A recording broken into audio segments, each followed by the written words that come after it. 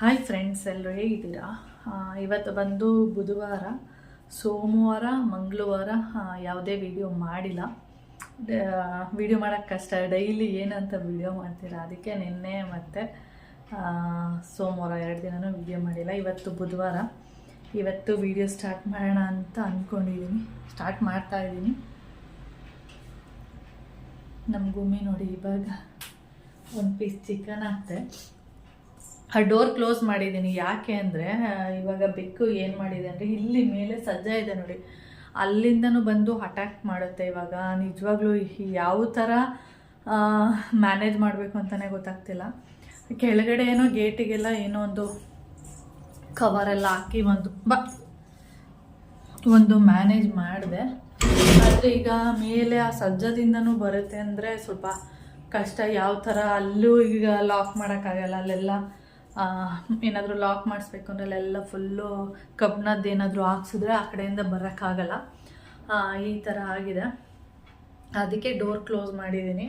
ಮೊನ್ನೆ ಇಲ್ಲೇ ಕೂತ್ಕೊಂಡಿದ್ದಾನೆ ಕೌಶಿ. ನಾನು ಮಲ್ಕೊಂಡಿದ್ದೆ, ಹಬ್ಬದ ದಿನ ಅನಿಸುತ್ತೆ. ಆವಾಗ ಮೇಲಿಂದ ಬಂದು ಕೆಳಗಡೆ ಇಳಿದಿದೆ. ಅಂದರೆ ಇದು ಕೆಳಗಡೆ ಅಲ್ಲಿ ಚೇರ್ ಹತ್ರ ಕೂತ್ಕೊಳ್ಳುತ್ತಲ್ಲ, ಅದಕ್ಕೆ. ಆಮೇಲೆ ಅದನ್ನ ಇಳಿದ್ಬಿಟ್ಟು ನೋಡಿದೆ, ಕೌಶಿ ಇಲ್ಲೇ ಕೂತಿದ್ದಲ್ಲ, ಹಂಗೆ ಕೆಳಗಡೆಗೆ ಜಂಪ್ ಮಾಡಿದೆ. ಆ ಥರ ಅಷ್ಟು ಅಟ್ಯಾಕ್ ಮಾಡುತ್ತೆ. ಡೈಲಿ ಹೆಂಗಾದರೂ ಕಾಯ್ತಾ ಇರುತ್ತೆ ಅಟ್ಯಾಕ್ ಮಾಡೋದಕ್ಕೆ. ಅದಕ್ಕೋಸ್ಕರ ಆದಷ್ಟು ನೋಡ್ಕೋತಿದ್ದೀನಿ, ನನ್ನ ಕೈಲಾದಷ್ಟು ನೋಡ್ಕೋತಿದ್ದೀನಿ ಅಷ್ಟೇ. ಓಕೆ, ಹಾಗೆ ಟೈಮು 10:20 ಆಗ್ತಾಯಿದೆ. ಮಿಷಿನಿಗೆ ಇವಾಗ ಜಸ್ಟ್ ಬಟ್ಟೆ ಹಾಕಿದ್ದೀನಿ. ಹಾಗೆ ಇಲ್ಲಿ ಬಟ್ಟೆ ನಾನು ನೆನೆಸಿದ್ದೆ ನೋಡಿ, ಆ ನೀರೇನಿದೆ, ಆ ನೀರಿಗೆ ಮಾಪದು ಕೋಲನ್ನ ತಂದು ಹಾಕಿದ್ದೀನಿ. ಯಾಕೆಂದರೆ ಡೈಲಿ ಮನೆ ಒರೆಸ್ತಾ ಇರ್ತೀವಲ್ಲ, ಅದ್ರದ್ದು ಕೊಳೆ ಎಲ್ಲ ಹೋಗಲಿ ಅಂತ ಹೇಳಿ. ಹೇಗಿದ್ರು ಸ್ವಲ್ಪ ಹಾಕಿ ನೆನೆಸಿರ್ತೀವಲ್ಲ, ನೀರು ಉಳಿದಿತ್ತು, ಅದಕ್ಕೆ ಈ ಥರ ಮಾಪ್ ತಂದು ಹಾಕಿದ್ದೀನಿ. ಚೆನ್ನಾಗಿ ನೆನಿಲಿ, ಆಮೇಲೆ ಒಂದ್ಸರಿ ತೊಳೆದ್ಬಿಟ್ಟು ಮನೆ ಒರ್ಸೋಕ್ಕೆ ಸರಿ ಹೋಗುತ್ತೆ, ಮತ್ತು ಕೊಳೆನೂ ಹೋಗುತ್ತೆ ಅಂಥೇಳಿ. ಹಾಗೆ ಸಿಂಕಿಗೆ ಆರ್ಪಿಕ್ ಹಾಕಿಟ್ಟಿದ್ದೀನಿ, ತೊಳಿಬೇಕು. ಹಾಗೆ ಇನ್ನೊಂದು ಜಾಗ ತೋರಿಸ್ತೀನಿ ನೋಡಿ, ಕಮೋಡು ಯಾವಾಗಲೂ ಈ ಥರ ಕ್ಲೋಸ್ ಆಗಿರುತ್ತೆ. ಯಾಕೆ ಅಂದರೆ ಇವಳಿಂದಾನೆ. ಇವತ್ತು ತೊಳೆದಿರ್ತೀನಿ ಅಂದ್ಕೊಳ್ಳಿ, ನಾಳೆನೇ ಆ ಕಮೋಡ್ ಗಲೀಜಾಗಿರುತ್ತೆ. ಯಾಕೆ ಅಂದರೆ ಅಲ್ಲಿ ವಿಂಡೋ ಕಾಣಿಸ್ತಿದ್ಯಾ, ಅಲ್ಲಿ ಬೆಳಿಗ್ಗೆ ಟೈಮು ಬಿಸಿಲು ಬರುತ್ತೆ. ಅದಾದಮೇಲೆ ಬೇರೆ ಟೈಮಲ್ಲಿ ಬಿಸಿಲು ಬರದೇ ಇದ್ರೂ ಅಲ್ಲೋಗಿ ಕೂತ್ಕೊಂಡು ಕೆಳಗಡೆ ಅಂದರೆ ಬೆಕ್ಕು ಓಡಾಡ್ತಿರುತ್ತೆ. ಅಂದರೆ ಕರ್ಗಿ ಮರಿಗಳು, ಅಂದರೆ ಈ ಗಡವ ಬಂದು ಕಚ್ಚತ್ತಲ್ಲ, ಅದೆಲ್ಲ ಓಡಾಡುತ್ತಲ್ಲ, ಅಲ್ಲಿ ಕುತ್ಕೊಂಡು ನೋಡೋದು. ಅದೇನೋ ಪದೇ ಒಂದೇನಕ್ಕೆ ಇಲ್ಲಾಂದ್ರೂ 5 ಸರಿ 10 ಸರಿ ಹೋಗೋದು, ಅಲ್ಲಿ ಕೂತ್ಕೊಳ್ಳೋದು, ನೋಡೋದು, ಆ ಥರದ್ದು ಮಾಡ್ತಾ ಇರುತ್ತೆ. ಅವಾಗ ಏನಾಗುತ್ತೆ, ಕಮೋಡು ಗಲೀಜಾಗ್ತಾ ಇರುತ್ತೆ. ಅಂದರೆ ಅದ್ರದ್ದು ಹೆಜ್ಜೆ ಗುರುತೆಲ್ಲ ಕೂತ್ಕೊಂಡಿರುತ್ತೆ. ಅದಕ್ಕೆ ನಾನೇನು ಮಾಡಿದ್ದೀನಿ, ಸುಮಾರು ದಿನದಿಂದ ಈ ಥರ ಮಾಡಿದ್ದೀನಿ. ಕ್ಲೋಸ್ ಮಾಡಿಬಿಟ್ರೆ ಅದ್ರ ಮೇಲೆ ಗಲೀಜಾಗಿರುತ್ತೆ, ಅದ್ರ ಹೆಜ್ಜೆ ಗುರುತು ಏನಿದೆ ಅದ್ರ ಮೇಲೆ ಇರುತ್ತೆ ಅಂತೇಳಿ ಆ ರೀತಿ ನಾನು ಕ್ಲೋಸ್ ಮಾಡಿಬಿಡ್ತೀನಿ. ಅಲ್ಲಿ ಹೋಗಿ ಕುತ್ಕೊಳ್ಳೋದು, ಅಲ್ಲೆಲ್ಲ ನೋಡೋದು. ಬೆಳಿಗ್ಗೆ ಟೈಮ್ ಜಾಸ್ತಿ ಹೋಗುತ್ತೆ, ಯಾಕೆಂದರೆ ಬಿಸಿಲು ಬರುತ್ತಲ್ಲ, ಅವಾಗ ಬಿಸಿಲು ಕಾಯೋದಕ್ಕೆ ಅದಕ್ಕೆ ಇಷ್ಟ.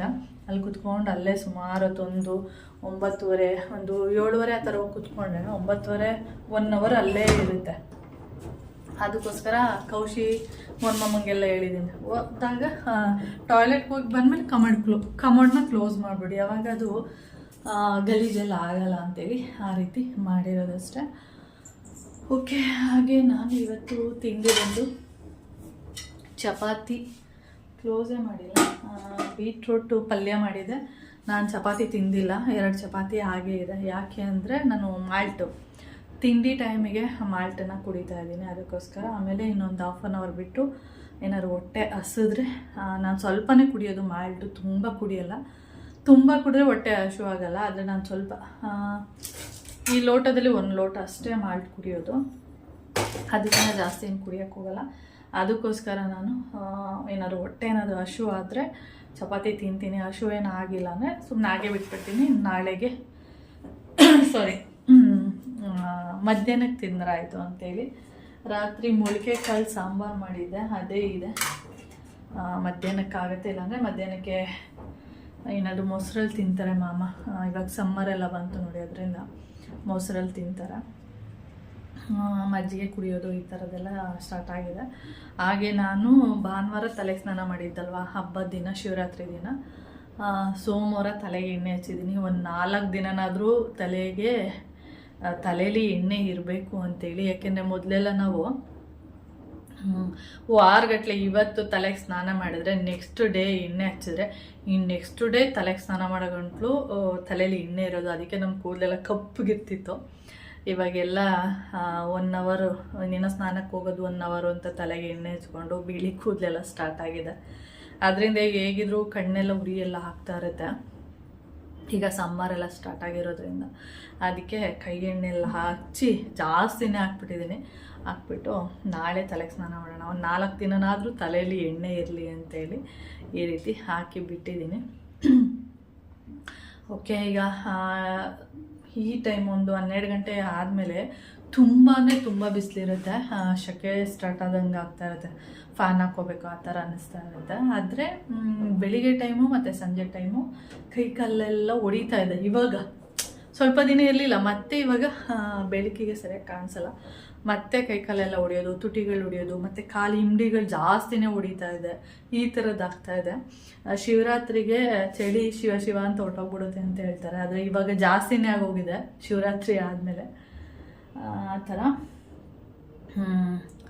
ಹಾಗೆ ಈಗ ಮಧ್ಯಾಹ್ನ ಟೈಮಾಗಿ ಬಂದರೆ ಎಷ್ಟು ಬಿಸಿಲು ಅಂದರೆ ತುಂಬ ಬಿಸಿಲು ಅನ್ನಿಸ್ತಾ ಇರುತ್ತೆ.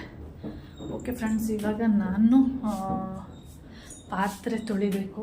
ಪಾತ್ರೆಗಳಿದೆ, ಪಾತ್ರೆ ಎಲ್ಲ ತೊಳೆದ್ಬಿಟ್ಟು ಆಮೇಲೆ ವಿಡಿಯೋನ ಕಂಟಿನ್ಯೂ ಮಾಡ್ತೀನಿ. ಓಕೆ, ನೋಡಿ ಬಾಯಲ್ಲಿ ಏನು ಕಚ್ಕೊಬಂದಿದ್ದಾಳೆ ಅಂತ ಓಡ್ಬಿಟ್ಲು.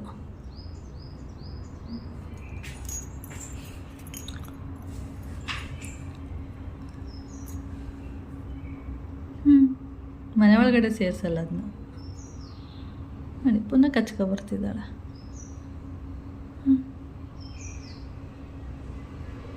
ಏಯ್ ಬೇಕಾದೆ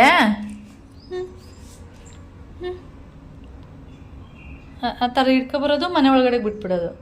ನಾವು ಇದೆಲ್ಲಿಂದ ಬಂತು ಅಂತ ನಾವೇ ಎದ್ರುಕೊಳ್ಳೋದು. ನೋಡಿ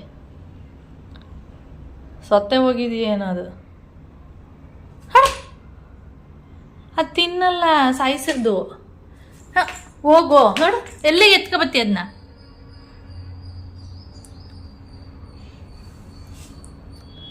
ಬಂದರೆ ಒದೆ ಬಿಟ್ಬಿಟ್ಟು ಬಾದ್ನ. ನಾನು ಇಲ್ಲೇ ಕೂತ್ಕೋತೀನಿ, ಅದೆಲ್ಲಿ ಇಟ್ಕೊಬಾದ್ನ.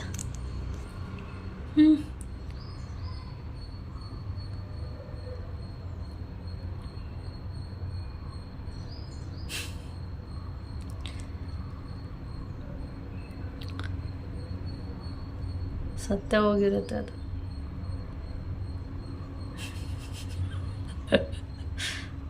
ಗುಮ್ಮಿ ಸತ್ತೋಗಿದೆ ಅಂದ್ಕೊಂಡಿದ್ದೀನಿ. ನೋಡಿ ಜೀವ ಇದೆ ಅದಕ್ಕೆ.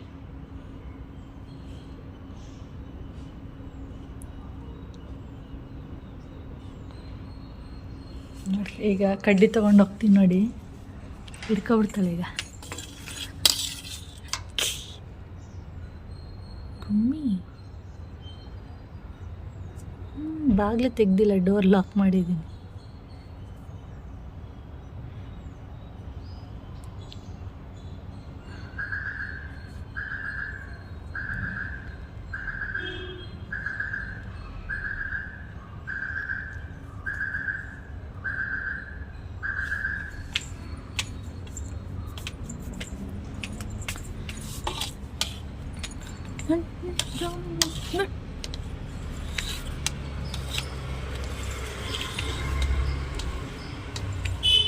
ಹೋಗು.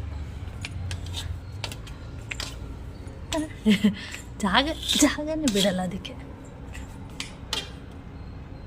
ಇಷ್ಟು ಹೊಟ್ಟೆ ಉರಿಸ್ತಲ್ಲ ನನ್ನ. ಇಸ್ಕೊ ಈಗ ಮೆಜ್ಜಿ ತಲೆ ಸಿಲಿಂಡ್ರ್ ಒಳಗಡೆ ಹೋಯ್ತು.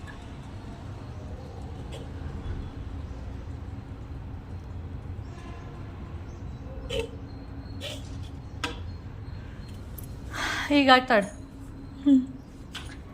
ಸಿಗಲ್ಲ ಈಗ ಅದು. ಹೀಗೆ ಏನಾದರೂ ಇಟ್ಕೊಬಂದ್ಬಿಡುತ್ತೆ. ಇದು ಸ್ವಲ್ಪ ಕಡಿಮೆನೇ ಬೇಟೆ ಆಡೋದು.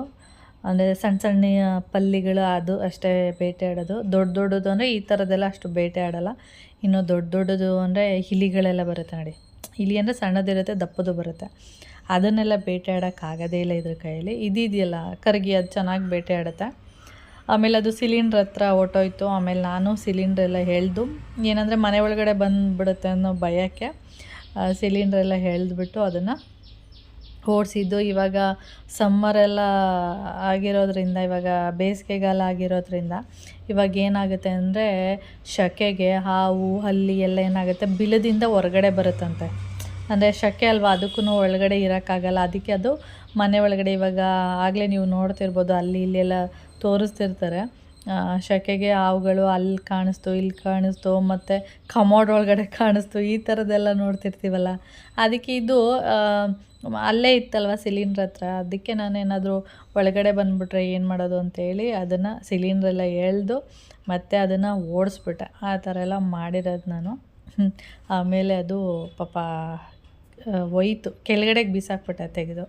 ಜೀವಾಗಿ ಇದೆ, ಚೆನ್ನಾಗಿತ್ತು, ಅದು ಸತ್ತಿರಲಿಲ್ಲ. ನಾನು ಫಸ್ಟ್ ಅಂದ್ಕೊಂಡಿದ್ದೆ ಸತ್ತೋಗಿದೆ ಅಂತೇಳಿ, ಮತ್ತು ಕೆಳಗಡೆಗೆ ಹಾಕ್ಬಿಟ್ಟೆ. ಆಮೇಲೆ ಇದು ಮತ್ತೆ ಹೋಯ್ತು ಕೆಳಗಡೆ ಹಿಡಿಯೋದಕ್ಕೆ, ಆದರೆ ಸಿಕ್ಕಿಲ್ಲ ಅದು, ಅಷ್ಟು ಬೇಗ ಅದು ಹೊತ್ಕೊಂಡಿತ್ತು. ಓಕೆ, ಅಲ್ಲಿಂದ ಬಂದು ಮಧ್ಯಾಹ್ನಕ್ಕೆ ಮಜ್ಜಿಗೆ ಮಾಡೋಣ ಅಂತೇಳಿ ಇಲ್ಲಿ ಮಜ್ಜಿಗೆ ಮಾಡ್ತಾಯಿದ್ದೀನಿ. ಮಜ್ಜಿಗೆಗೆ ಸಬ್ಜಾ ಸೀಡ್ಸ್ ಬರುತ್ತೆ ನೋಡಿ, ಅದನ್ನು ಹಾಕಿರುವಂಥದ್ದು. ಅಂದರೆ ಮಜ್ಜಿಗೆನೂ ತಂಪು, ಹಾಗೆ ಸಬ್ಜಾ ಸೀಡ್ಸ್ ಏನಿದೆ ಅದು ಕೂಡ ಬಾಡಿಗೆ ತಂಪು ಅಂಥೇಳಿ ಎರಡೂ. ಯಾವಾಗಲಾದರೂ ಅಂದರೆ ಡೈಲಿ ಮಜ್ಜಿಗೆ ಇರುತ್ತೆ, ಈಗ ಬೇಸಿಗೆ ಆಗಿರೋದ್ರಿಂದ.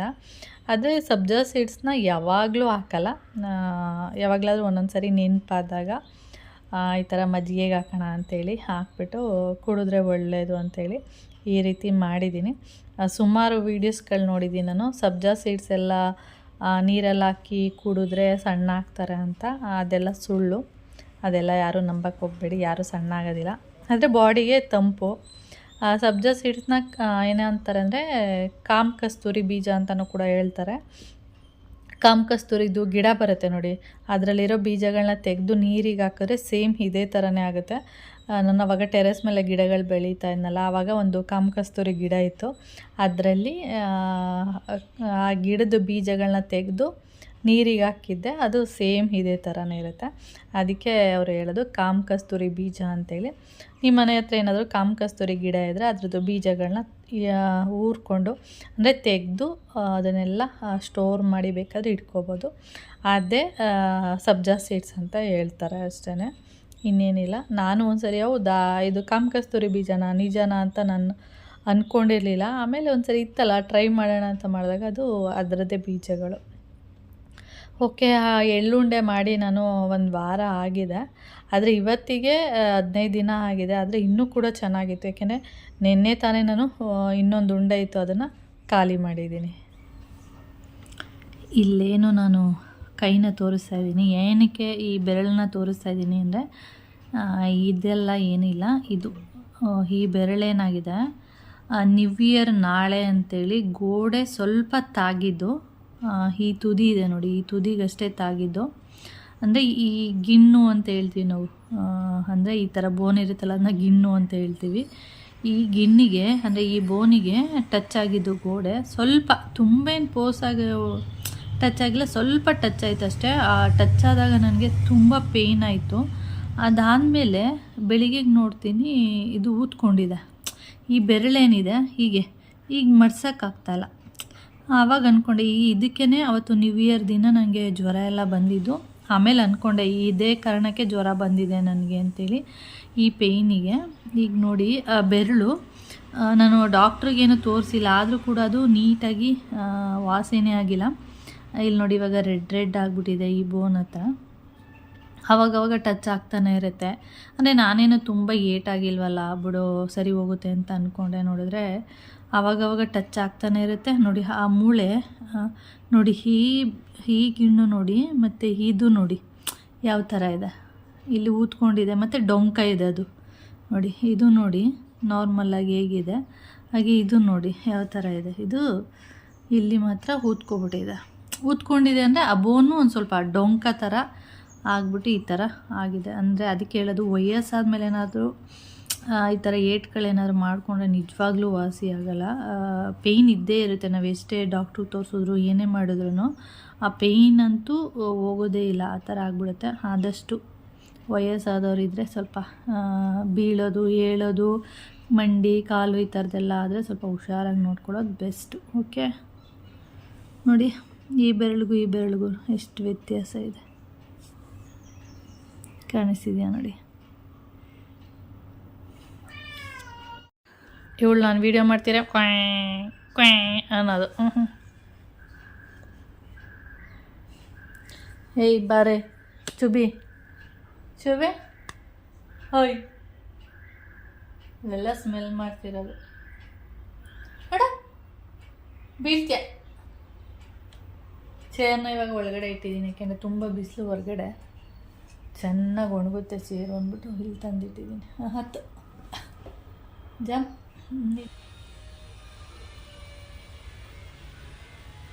ಬಾ ಬಾ ಮಲ್ಗು.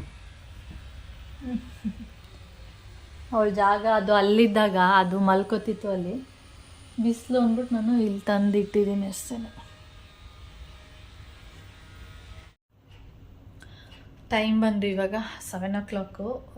ಇವಾಗ ಏನದು ಮೊಳಕೆ ಕಾಳಿನ ಸಾಂಬಾರಿದೆ, ಅದಕ್ಕೆ ಏನು ಸೈಡಿಗಿಲ್ಲ, ಅಂದರೆ ಸಾಂಬಾರು ಮಾತ್ರ ಇದೆ. ಕಾಳು ಕೂಡ ಖಾಲಿಯಾಗಿದೆ, ಮತ್ತು ಬದನೆಕಾಯಿ, ಆಲೂಗಡ್ಡೆ ಅದೇನೂ ಇಲ್ಲ. ಅದಕ್ಕೆ ಇವಾಗ ಚಿಕನ್ ತರಿಸಿದ್ದೀನಿ ಒಂದು ಅರ್ಧ kg. ಅದೇನಾದರೂ ಡ್ರೈ ಏನಾದರೂ ಏನೋ ಒಂದು ಮಾಡಬೇಕು, ಮಾಡೋಣ ಅಂಥೇಳಿ. ಹಾಗೆ ಇನ್ನೊಂದೇನೆಂದರೆ ಮೋಟ್ರ್ ಹಾಕಿದ್ದೆ, ಸುಮಾರು ಒಂದು 6 ಕಾಲಲ್ಲಿ ಮೋಟ್ರ್ ಹಾಕಿರೋದು, ನೀರೇ ತುಂಬಿಲ್ಲ. ಏನೋ ಒಂದು 1/4 ಗಂಟೆಗೆ ನೀರು ತುಂಬುತ್ತೆ, ನೋಡಿದ್ರೆ ತುಂಬೇ ಇಲ್ಲ. ನಾನು ಇನ್ನೊಂದು 5 ನಿಮಿಷ ಅರ್ಧ ಗಂಟೆ ಮೋಟ್ರ್ ಹಾಕಿದ್ದೀನಿ, 1/4 ಗಂಟೆ 20 ನಿಮಿಷದಲ್ಲಿ ತುಂಬೋದು, ನೀರೇ ತುಂಬಿಲ್ಲ. ಆಮೇಲೆ ನೋಡಿದರೆ ಮೇಲೋಗ್ಬಿಟ್ಟು ಚೆಕ್ ಮಾಡಿದ್ರೆ ನೀರು ಹೆಂಗೆ ಹೋಗ್ತಿದೆ ಅಂದರೆ ಈ ಥರ ಇಷ್ಟು ಸಣ್ಣಕ್ಕೆ ಬರ್ತಿದೆ. ಅದು ಏನಕ್ಕೆ ಅಂದರೆ ಕೆಳಗಡೆ ಟ್ಯಾಂಕ್ ಇಟ್ಟಿದ್ದೀವಲ್ಲ ಅದಕ್ಕೆ ಮಾತ್ರ ಬರ್ತಿದೆ.